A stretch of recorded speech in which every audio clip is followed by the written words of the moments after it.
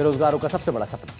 लेकिन राज्य में इस सपने पर हावी है चीटर गैंग। फर्जी डिग्रियां, झूठे दिव्यांग प्रमाण पत्र और पेपर लीक के जाल के जरिए एक ऐसा साम्राज्य खड़ा कर दिया गया है जिसने मेहनत करने वालों से उनका हक छीन लिया। यहां तक कि यूनिवर्सिटियां फर्जी डिग्री बांट रही हैं तो जनप्रतिनिधि फर्जी डिग्री के सारे सियासी खेल खेल रहे हैं। आज हम आपको दिखाएंगे सरकारी नौकरी सिस्टम और परीक्षा तंत्र में सेंध लगाने वाले इस सबसे बड़े नेटवर्क का पूरा कच्चा चिट्ठा।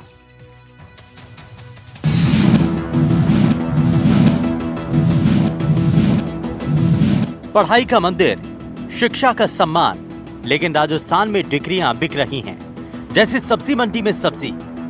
जी हां, यहां फर्जी डिग्रियों का खेल बेरोक टोक चल रहा है और इस गोरख धंधे में हर साल हजारों छात्रों का भविष्य दांव पर लग रहा है।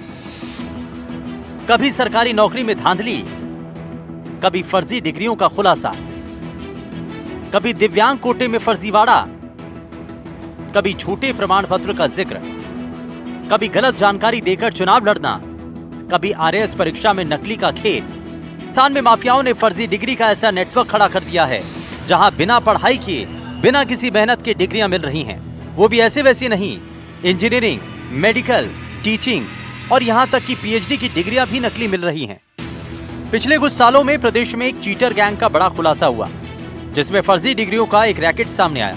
भरतपुर और गंगानगर में ऐसी कोई परीक्षा नहीं बची जिसमें रैकेट जालसाजी ना कर रहा हो। चलिए अब हम एक एक कर फर्जी डिग्री का काला चिट्ठा खोलते हैं। सबसे पहले चलते हैं भरतपुर। ये सवाई सिंह गुर्जर हैं, असिस्टेंट प्रोफेसर हैं। इन्हें सुनने में कोई दिक्कत नहीं, लेकिन नौकरी दिव्यांग कोटे से मिली, ये एसएमएस अस्पताल की रिपोर्ट कहती है। भरतपुर में बयाना के राजकीय महाविद्यालय में सवाई सिंह 3 साल से हियरिंग डिसेबिलिटी सर्टिफिकेट के जरिए प्रोफेसर बने बैठे हैं, लेकिन जांच में अयोग्य घोषित हो गए। अब जब फर्जीवाड़ा सामने आया तो इनकी दलील भी सुन लीजिए।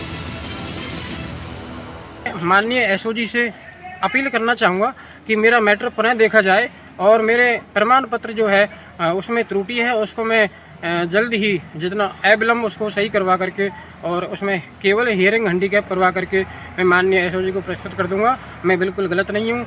एसओजी, माननीय एसओजी, मेरा और भी भली ज़रूरत पड़े तो मैं मेरा मेडिकल करवाने को तैयार हूँ।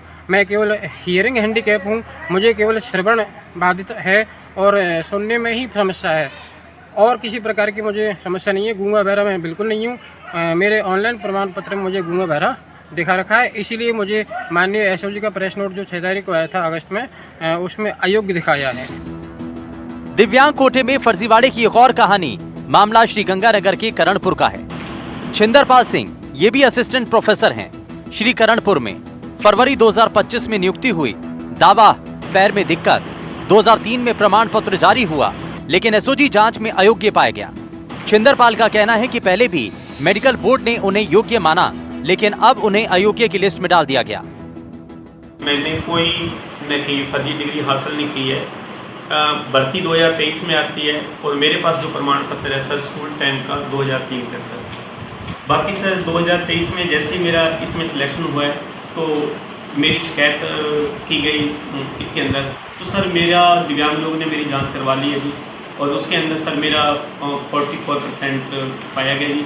और उसके बाद सर मेरी आरपीसी ने मेरी जांच करवा के फिर मेरे को ज्वाइनिंग दी है, उसके अंदर मेरा 45% ये प्रतिशत पाया गया सर। इस मामले की शुरुआती जांच में एसओजी को लगा कि केवल 1-2 जिलों में ही इस तरह की शिकायतें आ रही हैं, लेकिन जैसे जैसे पड़ताल आगे बढ़ी तो इस रैकेट की सारी परतें खुलने लगी और पता चला कि कैसे इस रैकेट ने राजस्थान का ऐसा कोई जिला नहीं छोड़ा, ऐसी कोई परीक्षा नहीं छोड़ी जिसमें फर्जी दिव्यांग सर्टिफिकेट के जरिए सरकारी नौकरी हासिल नहीं की गई हों। अभी तक की जांच में ऐसे 100 से ज्यादा मामले एसओजी के सामने आ चुके हैं। दरअसल दिव्यांग कोटे में फर्जी सर्टिफिकेट से नौकरी करने वालों की सूची 100 से ज्यादा की है। एसओजी की जांच में चौंकाने वाले खुलासे हुए हैं। नकली सर्टिफिकेट के साथ इस गैंग में डमी कैंडिडेट का भी भंडाफोड़ हुआ है। जब से इसका जानकारी लोगों में गया है मीडिया के माध्यम से और अदरवाइज, शिकायतों की बाढ़ सी आ गई है। बहुत सारी शिकायतें डाक से और मोबाइल पे प्राप्त हो रही है। वो सारी शिकायतों का संकलन हो रहा है।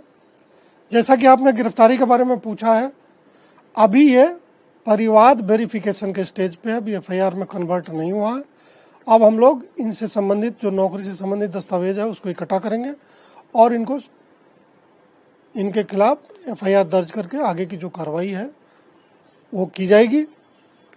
विभाग को भी, जिसमें ये संबंधित विभाग को जहाँ ये नौकरी कर रहे हैं, उनसे हमने दस्तावेज मांगे हैं, उनको हम इनके जो आई है रिजल्ट जो मेडिकल बोर्ड के एग्जामिनेशन का, उससे भी अवगत कराएंगे ताकि इनके नौकरी में रखने या नहीं रखने पे विभाग समुचित निर्णय ले सके।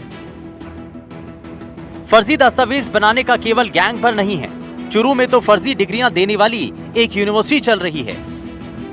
इस पूरे प्रकरण में लंबे समय से ATS को संगीता कड़ासरा की तलाश थी, जो कि दिल्ली से गिरफ्तार होने के बाद पूरी हो चुकी है।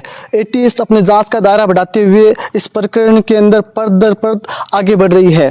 संगीता कड़वासरा, जिस पर OPGS यूनिवर्सिटी से बड़े पैमाने पर फर्जी डिग्रियां बांटने का आरोप था, सहअभियुक्ता है उसमें, उसकी गिरफ्तारी पर 25,000 रुपये का इनाम एसओजी की तरफ से घोषित था। तो हम लोगों ने एक अभियान चलाकर कटु रागिनी अभियान का नाम रखा था, ऑपरेशन कटु रागिनी, चलाकर करीब 15-20 दिन तक काफ़ी शोध किया गया। गुड़गांव में एक फ्लैट में छुपी हुई थी और बड़े तरीके से छुपी हुई थी कि परिंदा भी पर नहीं मार सके, पता भी न चलता कि वहाँ पर कोई छुपा हुआ है। और तू डाल में पात के तर्ज पर चलते हुए ATS के लड़कों ने बहुत अच्छा काम किया। ये कहीं ना कहीं सरकार पर सवालिया निशान है कि लंबे समय तक किस तरीके से उन्होंने ये गोरख धंधा इस चूरू जिले के इलाके के राजगढ़ के इलाके के अंदर एक खोड़ के अंदर किया।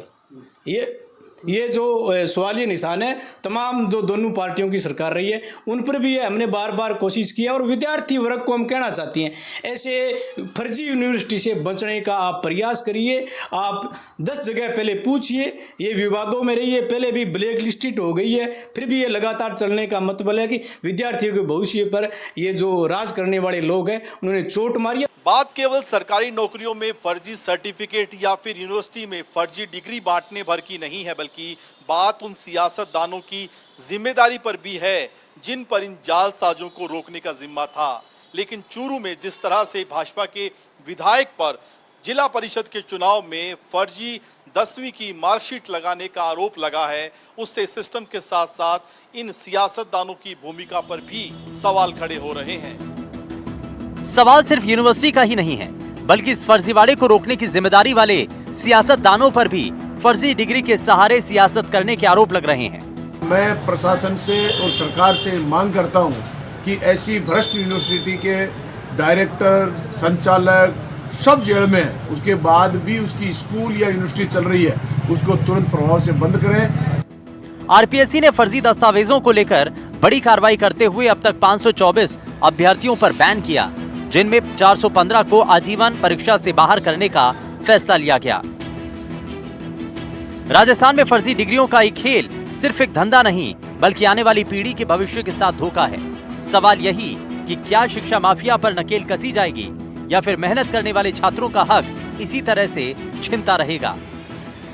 राजस्थान में सिस्टम की मिलीभगत के चलते हमारा परीक्षा तंत्र किस कदर खोखला हो चुका है, इसे समझने के लिए RPSC के इस फैसले को देखा जा सकता है, जिसमें उन्होंने 524 अभ्यर्थियों पर राजस्थान में किसी भी परीक्षा देने पर पूर्णतया प्रतिबंध लगा दिया है। तो आप समझ सकते हैं कि कैसे बरसों से ये रैकेट सिस्टम में सेंध लगाकर उसको पूरी तरीके से हाईजैक कर चुका था, और यही वजह है कि RPSC को भी इस तरह का कड़ा फैसला लेना पड़ा है।